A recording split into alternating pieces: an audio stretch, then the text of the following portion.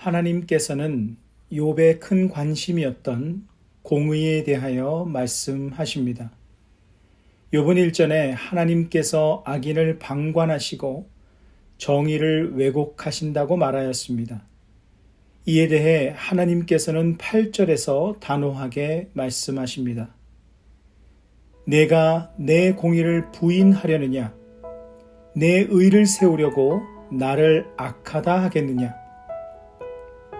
욥기 1장에서 볼 수 있듯이 하나님께서는 욥의 의로운 삶은 인정하셨지만 그 의로움이 자신이 하나님을 판단하는 자격을 갖추었음을 의미하는 것은 아닙니다.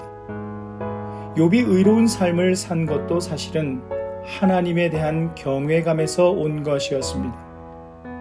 그러나 고난과 고통의 순간 자신의 의로움에 집중한 나머지 하나님에 대한 경외감을 잊게 되었고 하나님의 의로우심 그리고 그분의 공의로운 다스리심까지 비판하기에 이르렀습니다.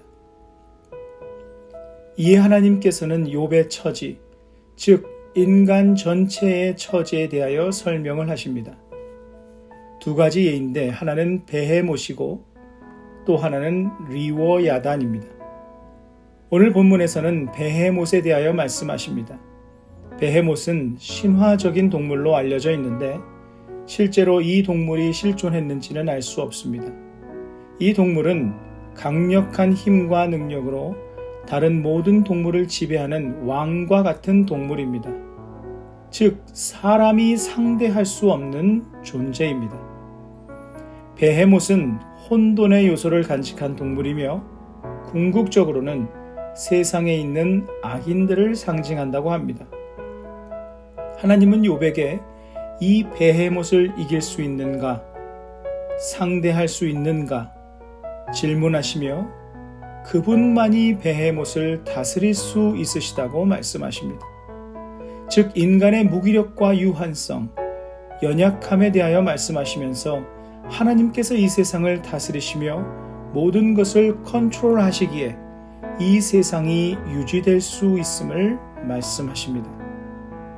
하나님의 이런 말씀은 하나님이 인간을 위해 존재하는 것처럼 여기지 말고 자신들이 가장 보배로운 존재라고 착각하지 말라는 의미입니다. 즉 사람은 흙이요 먼지일 뿐이며 하나님의 돌보심과 보호하심과 이끄심이 아니면 이 세상에서 어떤 힘도 발휘할 수 없는 아무것도 아닌 존재이며 그 존귀함은 온데간데 없어질 것이라는 뜻입니다. 여기서 우리는 매우 중요한 한 가지 사실을 다시 한번 상기하게 됩니다. 우리는 우리의 근원이 아무것도 아닌 무와 같은 존재였으며 그런 우리를 빚어 창조하시고 생명을 주신 분은 하나님이시요 나아가 그런 우리에게 이 세상에 존재하는 모든 것 위에 가장 뛰어난 존귀함을 부여하신 분도 하나님이심을 잊지 말아야 한다는 사실입니다. 우리 영혼의 구원도 마찬가지입니다. 만일 하나님께서 사람이 아닌 다른 어떤 짐승에게 그분의 영을 부으시고 그것을 존귀케 하셨다면 우리 사람들은 그 아래에 처한 또 다른 짐승과 같은 상태로 지낼 수밖에 없으며 죽음 이후 구원의 은혜를 꿈꿀 수도 없었을 것입니다. 그러나 우리를 가장 존귀케 여기시고 그분의 영을 부으시고 십자가의 희생을 치르시면서까지 사랑하여 주신 하나님의 은혜가 있었기에 오늘 우리가 주님의 백성이요 자녀들이 될 수 있었습니다. 하나님은 지금도 우리를 존귀히 여기십니다. 우리의 자격 없음도 무능도 모두 알고 계시지만 그래도 우리를 존귀한 그분의 자녀라 불러주십니다.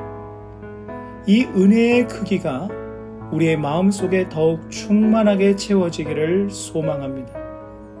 어떤 상황에서도 우리는 본래 아무것도 아니었음을, 그러나 나를 사랑하신 주님의 사랑이 제로였던 나를 100으로 만드셨음을, 늘 마음에 깊이 새기기를 소망합니다. 말씀을 기억하며 기도하는 시간을 가지십니다.